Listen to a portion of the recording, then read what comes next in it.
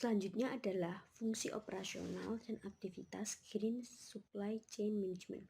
Yang pertama adalah pengadaan hijau. Pengadaan hijau ini berkaitan dengan keadaan lingkungan pembelian yang terdiri dari keterlibatan dalam kegiatan pengulangan pembelian, pemakaian ulang, dan daur ulang bahan pada proses pembelian. Nah, pada pengadaan hijau ini merupakan salah satu solusi untuk lingkungan dan ekonomi konservatif bisnis dengan konsep memperoleh pilihan produk dan jasa yang meminimalkan dampak dari lingkungan. Adapun kegiatan dari pengadaan hijau ini ada dua. Yang pertama adalah pemilihan supplier dan promosi kegiatan daur ulang. Nah, pada pemilihan supplier ini, perusahaan bekerja sama dengan pemasok untuk mendapatkan bahan, dan yang hanya dapat menyetok bahan ini adalah dari mitra hijau saja, di mana dia itu sudah memiliki standar mutu dari lingkungan dan lulus proses audit. Nah, selanjutnya promosi kegiatan daur ulang itu dapat meningkatkan kesadaran lingkungan dan mengurangi penggunaan bahan yang berbahaya bagi lingkungan. Fungsi operasional dan aktivitas GSCM yang kedua adalah manufaktur hijau atau Green Manufacturing, yang merupakan proses produksi yang menggunakan input dengan dampak lingkungan yang rendah, sangat efisien, dan menghasilkan sedikit bahkan tidak adanya limbah atau polusi sama sekali. Adapun dari kegiatan manufaktur hijau ini ada tiga. Yang pertama adalah pengontrolan penggunaan zat berbahaya, kemudian yang kedua adalah teknologi efisiensi energi, di mana ini dilakukan dengan mengurangi daya konsumsi dalam produk, meningkatkan masa hidup produk, dan meningkatkan efisiensi dalam produktivitas, meningkatkan kapasitas mutu, dan perbaikan desain produk. Selanjutnya yang ketiga adalah promosi penggunaan daur ulang. Yang ketiga adalah distribusi hijau atau green distribution,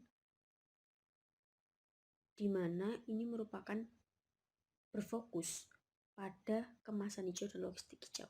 Kemasan hijau ini kegiatannya meliputi hemat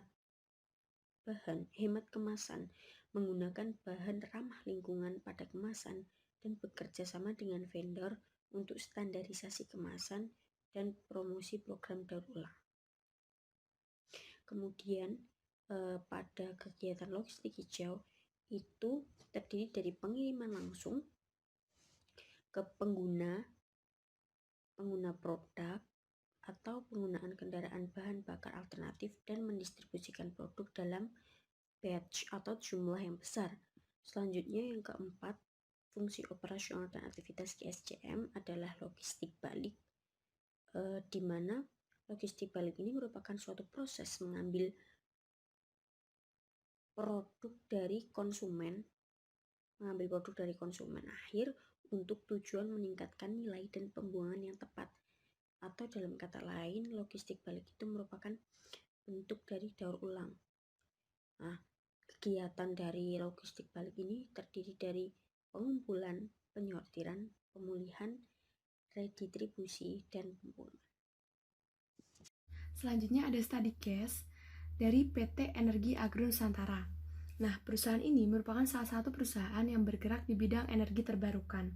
Perusahaan ini memproduksi bioetanol sebagai bahan campuran dari bahan bakar dengan spesifikasi full grade. Bahan baku pembuatan bioetanol ini berasal dari molasses atau yang dikenal dengan tetesan tebu. Nah, dalam menjalankan kegiatan operasionalnya, PT Energi Agro Nusantara juga melakukan aktivitas Green Supply Chain Management atau GSCM yang meliputi Green Manufacturing.